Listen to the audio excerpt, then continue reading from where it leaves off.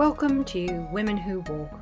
I'm Louise Ross, writer and author of Women Who Walk the book, the inspiration for this podcast.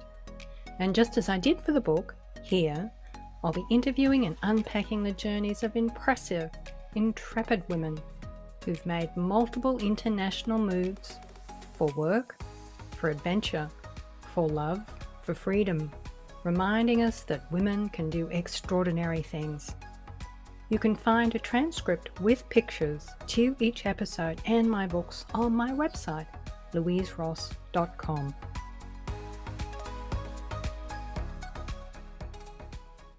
Hello listeners, welcome to episode 40 of Women Who Walk.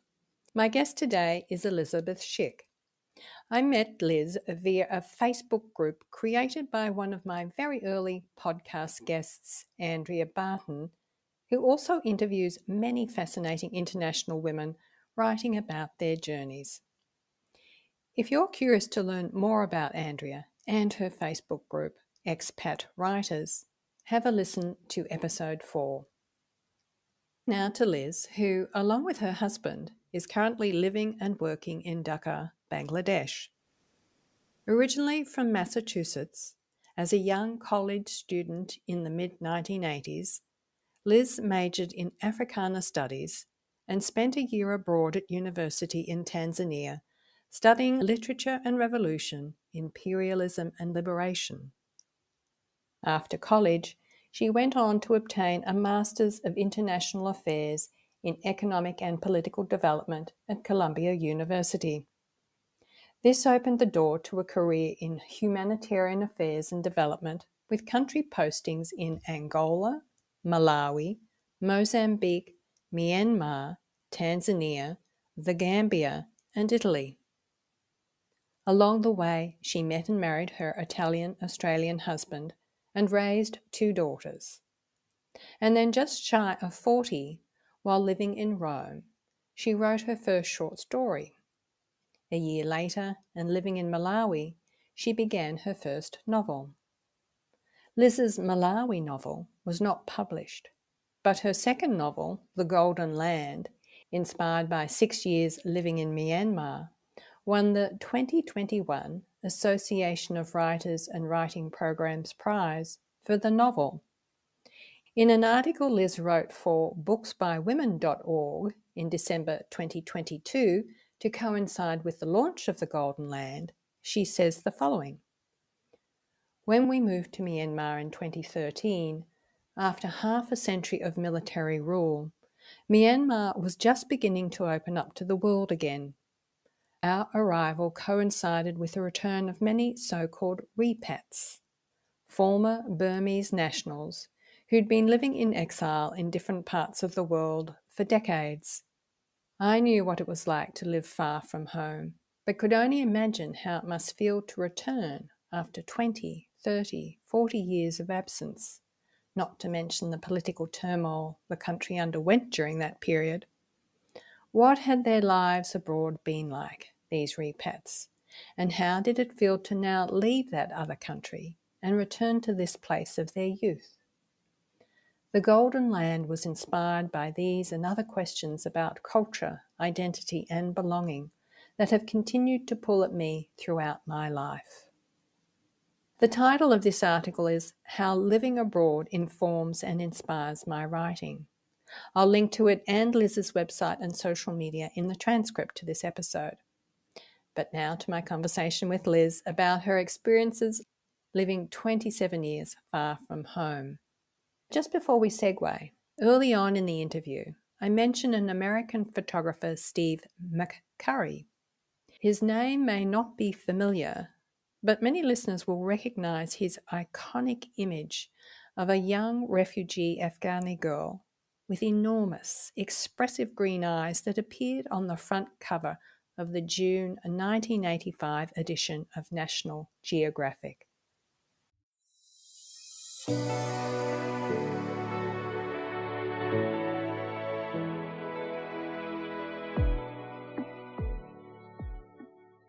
Welcome to Women Who Walk, Liz. We had some technical issues on Monday, In fact, listeners, I'm actually doing a second interview with Liz, so we will be on the ball, I think, because we've already had a very big discussion.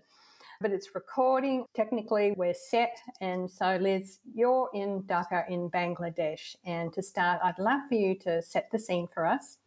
Perhaps describe the view out your window and the street scenes beyond your home. Sure, I'd love to. And thank you for having me again. I'm sitting in my 12th floor apartment, so I have a very good view of Dhaka.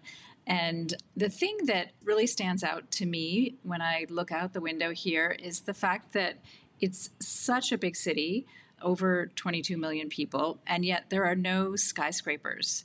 It's just a sea of medium-sized buildings. Some are a little bit smaller than ours. Some are as high as 20 stories. I think there are downtown a few that maybe reach 40 stories, but nothing like the skyscrapers in most big cities. So that's really unusual. And the other thing that is really nice is that many of them are painted in pastel colors. Again, right from the window here, I can see a lavender-colored one, a yellow one, a light blue, an orange and yellow one, and another one that has alternating floors of blue and green, which is just really nice. It gives it a lot of charm, I think. And then my neighborhood, it has an artificial lake on one side, which is very long and narrow, so it looks like a river, and that is lined with palm trees. It's quite tropical looking as well. In the pre-show chat, I'd mentioned to you that I'd seen this exhibition by American photographer Steve McCurry, and he juxtaposed some photos of India. It wasn't Bangladesh, it was another huge city in India, with pictures of Cuba and pictures of Myanmar, where you also lived, and we'll get to that. And interestingly, the landscape, or the pictures of the streetscapes, I should say, were very similar in terms of the colours that you're describing. Also, I do recall you mentioning on Monday that the air quality is not good in Bangladesh. Yeah. I didn't want to, dwell on the negative, but unfortunately there's very poor visibility because air pollution is a major problem here. It's kind of vies with Beijing and Delhi for being the worst air quality in the world, which is not a very nice distinction to have. And yet you can still see those glorious colours. Yeah, I can still see the colors. I mean, these buildings are pretty close to me. I just can't see in the distance very far. So my Romanian guest from episode 26 lived in Dhaka as a teenager with her family, and that was about 12 years ago. And she talked about it as quite a unique place, and that the expat community is quite small and concentrated, and thus socially active. Is that your experience? Well, we've only been here for a few months, so it's probably still a little too soon to tell. We're just getting to know people. But yeah, I would say so far it seems to be both a very vibrant expat community and also a very vibrant host community. The weekend here starts on Thursday night, which is what it is. It's Thursday evening for me, so it's already the weekend. Okay. And this weekend we are invited to a big festival that the host government is putting on called the Pitha Utshab celebration, which is a winter celebration of locally made pastries. There are different kinds of like pancakes or dumplings that are filled with things that can be either savory or sweet. So that sort of thing makes it really fun. I love learning about cultural things like that. And food is definitely very important in Bangladesh. They always are talking about food, and they love eating, and the food is delicious. Another really interesting cultural event that I was lucky enough to participate in about 10 days ago was the Dhaka Lit Fest, which is a big festival focusing on literature, as the name suggests, but also it had music and art exhibits, and that was really, really exciting for me as a writer to participate in that. Were you presenting your new novel? I wasn't presenting my new novel, but I was actually invited to be on a panel. And I was actually on this panel with Shehan Karunatilaka, who is the 2022 Booker Prize winner. So that was quite an honor to sit next to him, hear him talk. The panel was about state violence against civilians in Southeast Asia. So both of our books touch on that. I talked a little about your new novel in the introduction, based on your many years living in Myanmar, and we'll get into that later in the interview. I just want to ask you, is it a 4-day week there, or is the week from Sunday through Thursday? It's Sunday through Thursday because it's a Muslim country, so Friday is the holy day, and they have Friday and Saturday off, which takes a lot of getting used to. I have to say, having a week that ends on a Thursday and starts on a Sunday has taken me like several months to get used to. It's nice in a way because Sunday, when we start our work week here, it's almost like a bonus day because you know that people aren't working everywhere else in the world, so you can kind of catch up with everything. But it does mean that combined with the time difference, which most of my business is with the US, so that's an 11-hour time difference, it means that I have to wait until the end of my second day of my week. So my Monday, which is like a Tuesday in another place, Tuesday night, to reach out to people on a Monday morning, if that makes sense. It's very confusing. Challenging to get used to that. Yeah. Now, obviously, from your accent, we know that you're originally from the US, from Massachusetts. In your bio on your website, you say you grew up dreaming of other worlds, both real and imagined. And so I'm curious, what were the circumstances of your childhood that led to you to dream about other worlds? That's a good question. I'm not sure that I completely know the answer. I had a pretty ordinary childhood. I grew up in a suburb of Boston called Newton, Massachusetts, which was a nice place to grow up, but it was pretty homogenous. So I didn't actually have very much exposure to other cultures, at least not in, the usual sense. But I still was very interested in, I guess I'll call it like microcultures of other families in my neighborhood. And I was very interested in how each one is slightly different. And, why is that? Why does like one household eat a certain kind of food and the other doesn't, or even meal times or different parenting practices. And that was just always fascinating to me. I always had that interest, but I don't think I fully understood about other worlds or other countries and cultures until much later in my life. That said, I liked the sound of countries' names. Places like Burma, which is what Myanmar used to be called, or Zimbabwe, Brazil, all these places that they just were so interesting to me. I used to sometimes pretend that I could go to them in my closet, that my closet was like secret kind of portal to these other worlds, not just those real places, which were still kind of imagined in my head, but also made up places. I mean, sometimes I would just think about going to a place that was completely made up. Mm-hmm. That reminds me of the book, The Lion, the Witch and the Wardrobe. The children go into another world when they step into their wardrobe. Had you read that as a child? I actually don't think I read it as a child. I have read it since as a mother to my children, but I don't remember reading it as a child. But it is a similar concept. It's true. It is, yeah. And so was it because of your curiosity about other countries, other worlds, that encouraged you to major in Africana Studies? Yes, absolutely. I went to a liberal arts college in upstate New York called Vassar College. When I got there and began looking through the course catalog, I felt like I was a kid in a candy shop because I was so excited to learn about all of these different ideas and places. It was just really, really fascinating to me. So I took classes at random. I didn't really think about any kind of plan, which is very typical for me. Just followed my interests. And I ended up having this one professor. We called him Mr. Mamiya. Lawrence Mamiya was his full name. And he taught in the Africana Studies department and also in the religion department. I ended up taking a lot of religion courses as well.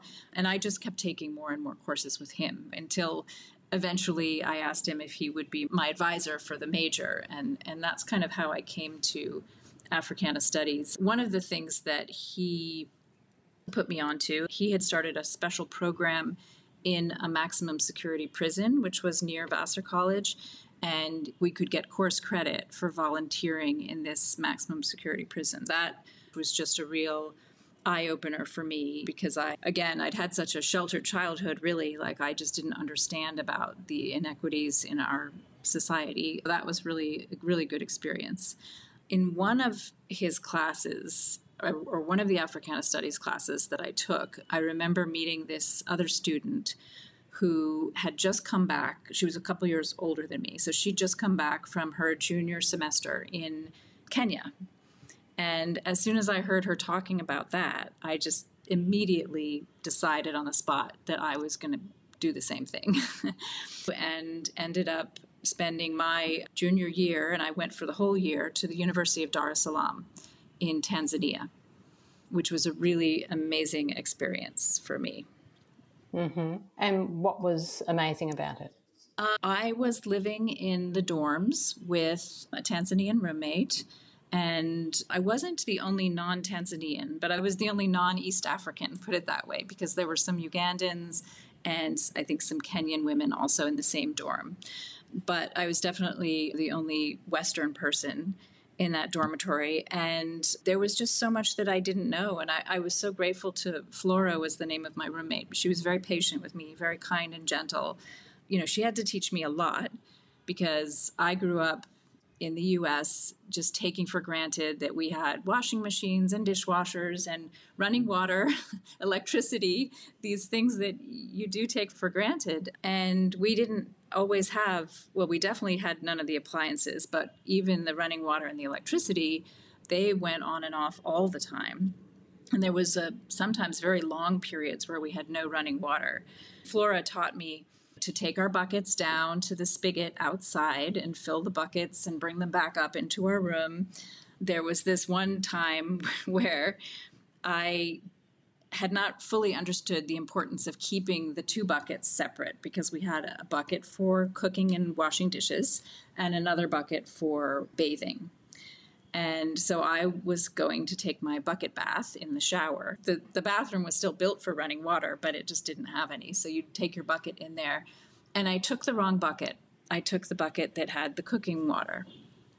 It just didn't occur to me that there would be anything wrong with that, because I had not been exposed to the kinds of diseases that you can get, and you could contaminate the cooking water by bringing it into the bathroom. Yeah. She was very upset. I remember that she was very, very upset, although she was such a kind and gentle person that she didn't yell or anything like that. But it really made an impression on me, because it was just, again, something I took for granted.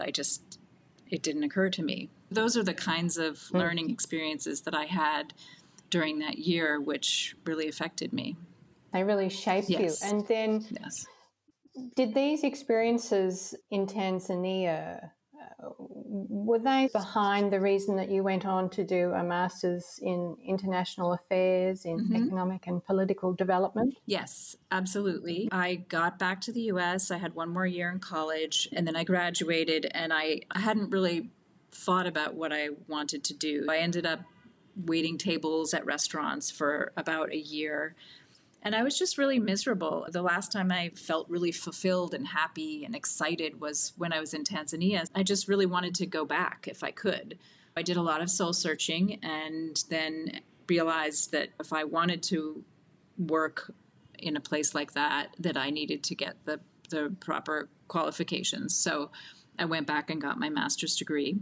And sure enough, after that 2-year program, I landed my first job, which was with an NGO, a non-governmental organization in the Gambia in West Africa. On Monday, you told me this, and I said to you, "Oh, the Gambia. I thought it was just Gambia." Did you find anything out about that? I did. I looked it up after we talked. I should have known this. It comes from the river. If you look at the Gambia on a map, it's a really interesting country because it's completely surrounded by Senegal on 3 sides. The only side that's not surrounded by Senegal is the Atlantic coast on the Atlantic Ocean. And it's just like this little worm of a country because it's the river, the Gambia River, and then the land on either side of it. The legend that I was always told is that the British colonized the Gambia and the French colonized Senegal.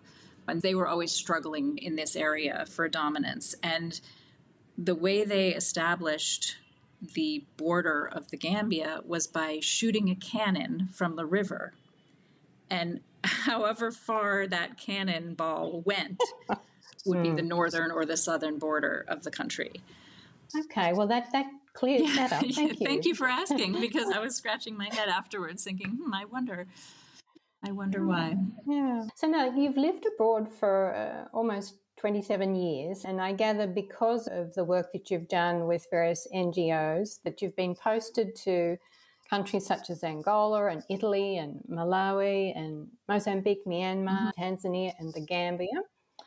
And the standout country in that lineup, of course, is Italy. It seems to be the odd one out. So why were you in Italy, and what were you actually doing with these organisations? I have to go backwards to answer your question. So after the Gambia, I was posted to Angola with the same organization. And then that's where I met my husband, who is from Australia. He's an Italian-Australian. Once we met and decided to get married, it was us moving together. So I followed him to Mozambique, which was his next posting, and a very natural one after the Angola, because they're both Portuguese-speaking African countries. He worked then, and he still works. It's been 30 years for the World Food Program, which is one of the UN agencies, which is based in Rome, Italy. After Mozambique, we then moved to Rome. And that's why Italy stands out. And then we sort of went back and forth. We were in Rome, and that's where both of my children were born. And then we went to Malawi, which is also in Africa. And then we went back to Rome. And then we went to Myanmar.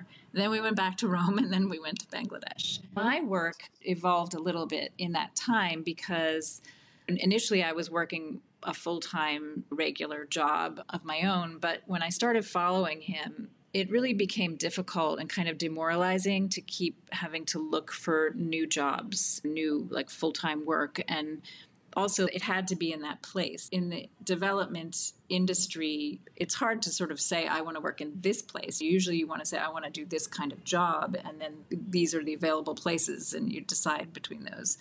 That's when I kind of rebranded myself as a consultant, and I just began doing short-term jobs for different NGOs and also some of the UN agencies as well, which was really a good experience because it gave me a lot of very broad exposure, and I got to travel, and the work I did ended up being a lot of writing because of the nature of that kind of consulting. Sometimes I would travel to the field and they would want like a case study of a particular project, like all the lessons learned from that project. And so I would go and meet with the beneficiaries of the project and then write up what they had learned in the implementation. Or sometimes I was just sitting behind a desk writing an annual report or other things like that. I also wrote a lot of project proposals, designing projects to get funding for the future. Writing has been a part of your work, and then at some point, I think it was when you were in Rome, I did a little research, did you take a creative writing course? Yeah, it's true. I was living in Rome and I had my two daughters who were very small. I was kind of cutting down on the consulting work because it was just too much at the time. I still was doing a little bit, but also I just felt like my heart wasn't in it. Also, I needed something for myself besides being a mother, which is wonderful, of course, but you do need to remember yourself as a woman. And one of my friends enrolled in an online writing course, and she started talking about it. And in her case, I think it was screenwriting. And I was like, that's really interesting. I've always been a big reader. I've always loved reading novels, but I had never done any fiction writing. I'd only done all this report writing. I just thought maybe I'll give that a try. Even then, I was afraid I just didn't think that I could write fiction. I actually enrolled in a memoir writing class. And that class was really interesting. And I did write a few short pieces about different experiences that I'd had. But what I learned in that class is that the craft techniques that they teach you in terms of dialogue or character development or pacing and all of these different things you learn as a writer are actually the same, whether it's memoir or fiction writing.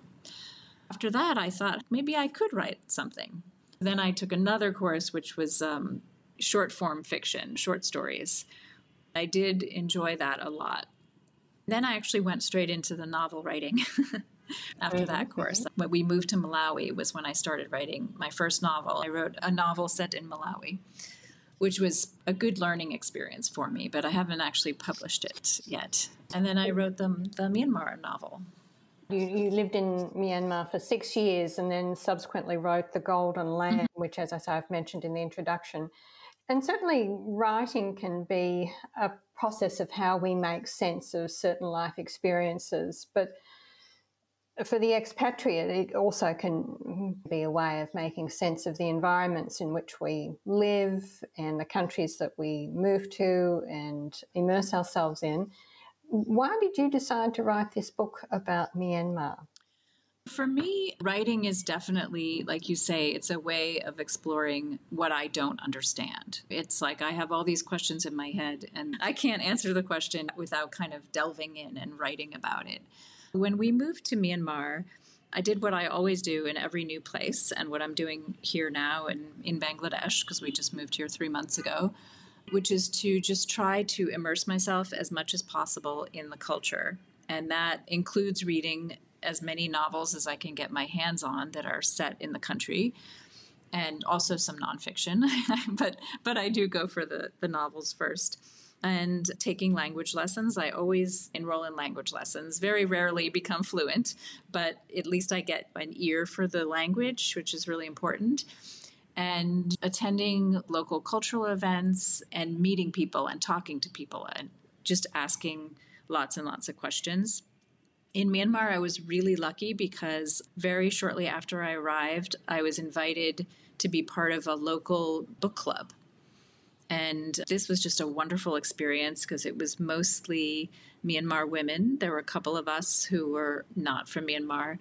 And that first year, we read exclusively books that were either set in or about Myanmar. And I got to listen to these women talking. We'd talk about the book, but then inevitably they would end up talking about their own experiences, comparing it to whatever the character was going through, or if it was set further back in time, then they would talk about their grandparents. But I still had so many questions. Some of the things that really stuck with me that I just couldn't get out of my head were Myanmar had been, until that time, had been a military dictatorship for like the past 50 years.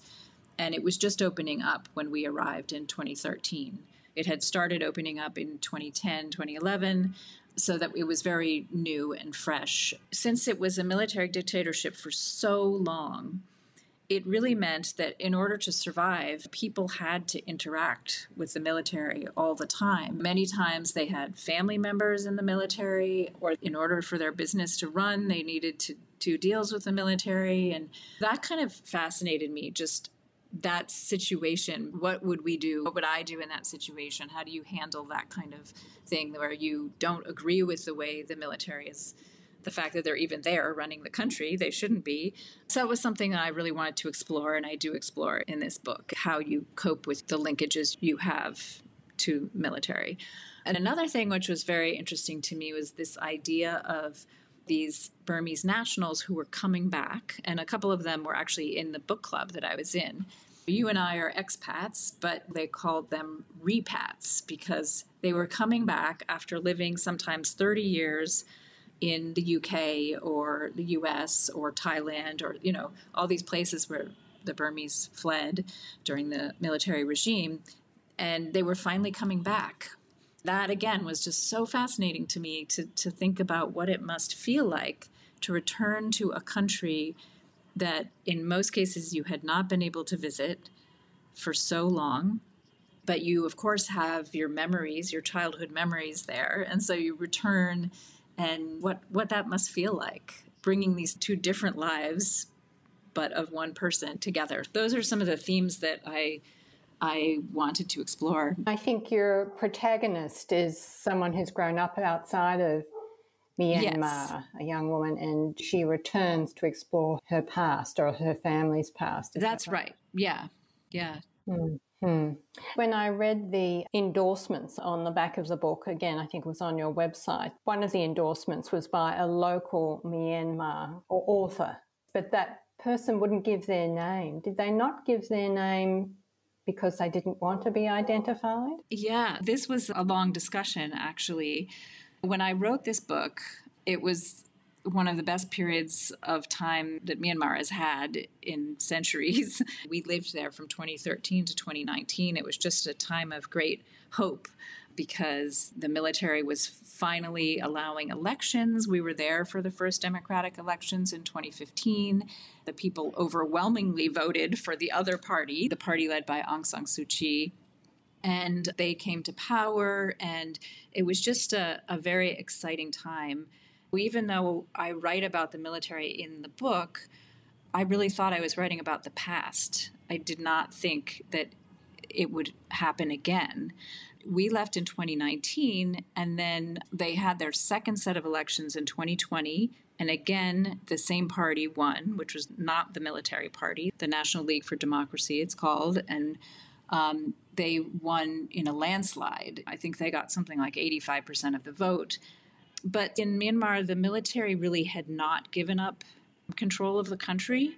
So they had written into the constitution that they would always have 25% of parliament and that any major laws had to be passed by over 75%. So it meant that this new government cut its hands ties a little bit. I mean, they did make a lot of progress for sure, but there were some areas where they couldn't. The military weren't happy with the second elections. They claimed fraud, which was not true. There's no evidence of voter fraud.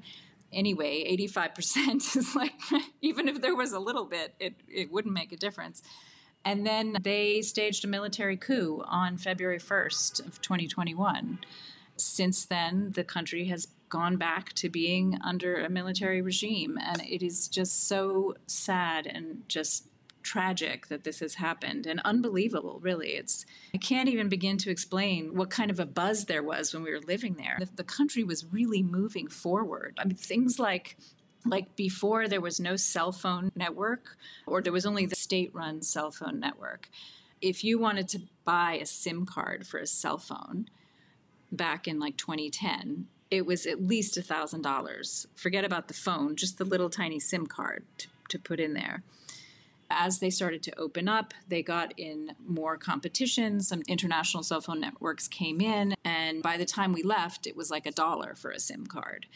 And that made such a huge difference because people had access to internet for the first time ever. There was just so much change happening. And then to suddenly have the military just slam the door on that, it's just tragic.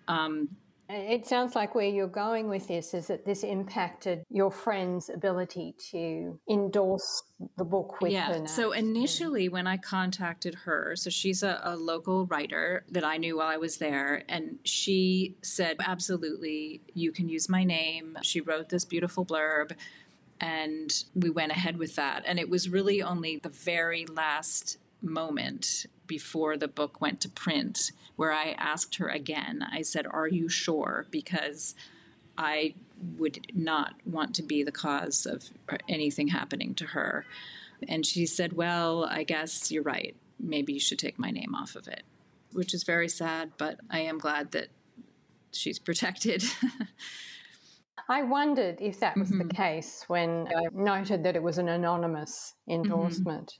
And now, closer to home, you have two girls. I assume they've launched because you and your husband are on your own in Bangladesh. And where are they living now? Yes, they have launched. One of them is at Fordham University in New York City, and she's in her second year of college.